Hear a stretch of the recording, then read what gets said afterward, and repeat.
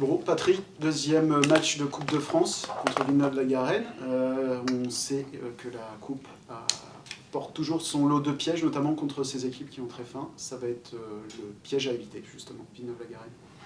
Je déteste parler de pièges parce que la coupe aussi, c'est le combat de la générosité.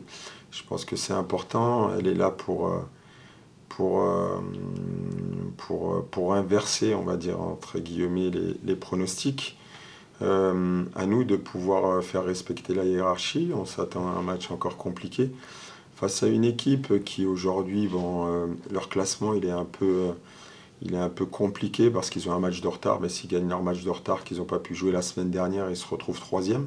Mais ça reste une équipe qui aujourd'hui est la deuxième défense du championnat de R2, mais d'Île-de-France. On sait très bien que c'est très compliqué en Île-de-France.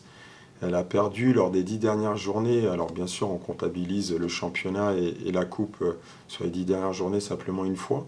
Donc équipe assez solide, qui est aussi sur une bonne spirale. Donc voilà, on s'attend encore à un match compliqué, mais je vous l'ai dit, il va falloir y aller avec beaucoup de détermination, de pouvoir respecter la hiérarchie. Et c'est l'occasion aussi pour certains joueurs d'être utilisés, d'être vus. À quel point une prestation en Coupe de France face à une ER2, même d'Île-de-France, peut avoir un impact sur tes choix futurs en championnat pour toi? Ils sont essentiels.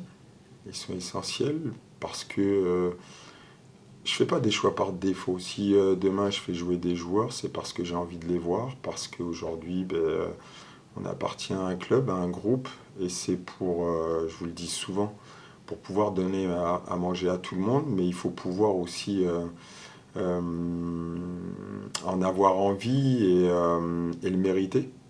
Et je ne me refuse à rien. Si demain il y a des joueurs qui excellent sur ce 8e tour de Coupe de France, eh ben, on aura de fortes possibilités de les voir contre Amiens. Donc il n'y a aucun problème par rapport à ça. Vous regardez plus la performance individuelle du joueur en question, plus que par rapport à un résultat, éventuellement, si la logique est respectée, normalement les mots devraient l'emporter. Comment vous jugez ces prestations-là par rapport à... Vous savez, le football, c'est là où on voit des écarts de division, et je vous l'ai déjà dit, moi j'ai vécu le sens inverse, où j'étais coach d'une équipe de R2, où on a éliminé Nîmes qui était en Ligue 2. Donc il faut être vigilant. On sait qu'ils vont jouer le match de leur vie, avec énormément d'envie et de détermination. Mais voilà, il n'y a pas de place à la suffisance en Coupe de France. C'est ce que je vais leur dire. Donc on doit être vigilant, on doit entamer le match de belle manière et de pouvoir aujourd'hui faire la meilleure prestation possible. Mais je le répète, en Coupe de France, l'essentiel c'est de pouvoir passer au prochain tour. Sur un match de Coupe de France comme ça, où on est hors championnat, est-ce qu'on tente des choses un peu différentes en termes de stratégie? Est-ce qu'on reste vraiment sur ce qu'on sait faire? On n'est pas là pour tenter. C'est un match de compétition, on le prend très au sérieux, on a envie de continuer cette aventure, on a envie de vivre des émotions, on a envie aussi de pouvoir écrire une nouvelle histoire. On l'a écrit l'année dernière avec la Coupe de France. On a envie de faire tous les ans un peu mieux. Donc voilà, on se doit d'être ambitieux, mais tout en gardant, et je vous le dis souvent, beaucoup d'humilité. Ça ne va pas être un match facile. Et l'écart des divisions en Coupe de France, vous pouvez le voir depuis X années, il y a énormément de surprises. Donc à nous de ne pas être une surprise cette semaine. L'an dernier, à la même date, la Coupe de France permettait de construire l'équipe, de la lier, de la souder. Aujourd'hui, on voit que c'est plutôt une équipe qui est bien en place. Qu'est-ce qu'on peut attendre justement au niveau effectif? Sur quoi on joue? On a aussi de la casse, mais je touche ma tête qui n'est pas musculaire, c'est plus vraiment des pètes. On a eu aussi Rabi qui a été malade cette semaine. On arrive à la période d'hiver où on va avoir des grippes, des rhumes. Donc voilà, on doit pouvoir s'adapter. Ça va peut-être aussi donner la chance à certains jeunes du centre de formation, de pouvoir les voir, nos petits Sartois, de pouvoir les faire grandir aussi, parce que dans une semaine aussi, il y a une compétition qui est le championnat.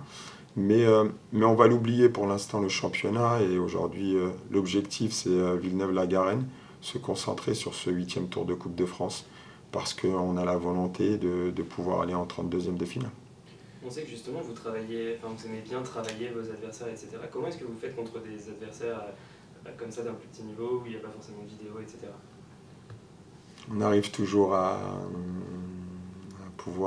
se débrouiller pour pouvoir trouver des images, de pouvoir se déplacer aussi, parce qu'on respecte tous les adversaires, c'est important.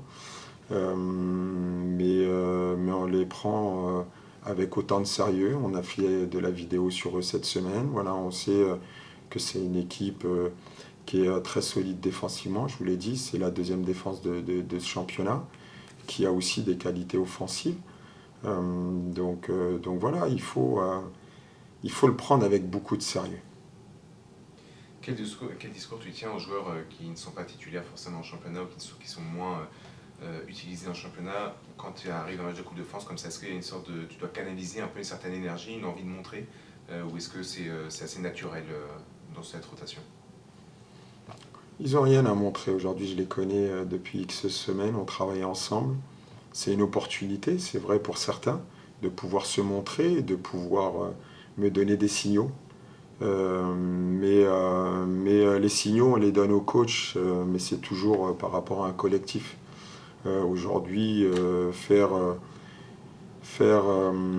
son petit bonhomme de chemin seul et penser à soi uniquement, ça sert à rien. Voilà. J'ai envie qu'on se mette au service du collectif, j'ai envie aujourd'hui que le joueur performe, mais par rapport au collectif tout le temps. Et puis ensuite, tout le monde sera gagnant. Oui, tu en as un peu parlé du groupe, Ravi qui était malade. Est-ce que William va mieux au niveau de son tibia? Est-ce qu'il y a d'autres... Oui, non, William sera out quoi qu'il arrive jusqu'à la trêve. Il y aura des examens supplémentaires pour savoir exactement est-ce que la durée, quoi qu'il arrive, je pense que jusqu'à fin janvier, on ne le verra pas. Ensuite, j'ai eu aussi le petit Malan hier au téléphone, ça va beaucoup mieux. Il a aussi un processus de reprise voilà, qui va durer. J'ai aussi le petit Amadou, pareil, hier par téléphone. Donc voilà, qui sont eux dans leur club, un à Strasbourg et l'autre à Nantes. Et puis on a Jean qui continue ici avec les kinés, avec Nolan par rapport à son genou. Mais on a des petits bobos où il va falloir aussi faire des choix, de pouvoir soulager aussi certains parce qu'ils ont énormément joué et les terrains deviennent très gras. Donc voilà, c'est simplement une gestion d'effectifs, mais je ne fais pas de cadeaux. Je mettrai la meilleure équipe demain pour pouvoir remporter ce match. Et parce que c'est notre ambition de pouvoir vivre aussi. Ensuite, c'est le dernier coup de collier avant un mois de décembre qui va être aussi, je l'espère, passionnant. C'est bon? Ouais. Merci. Merci. Bon après-midi. Merci. Merci à vous aussi.